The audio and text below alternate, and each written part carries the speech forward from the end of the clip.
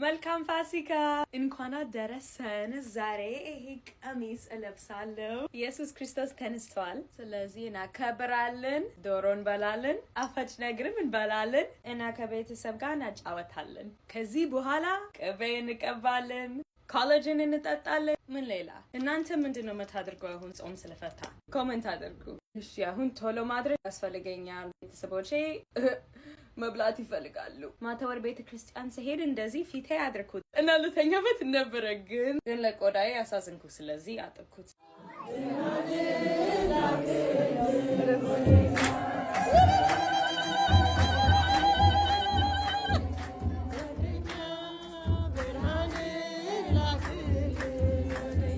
ኢየሱስ ክርስቶስ በጣም እወደዋለሁ። ብዙ ነገር ለኛ ነው የሰራ እና አሁን ተነስቷል። ስለዚህ ደስ ብሎናል። እሺ አሁን ልጨርስ።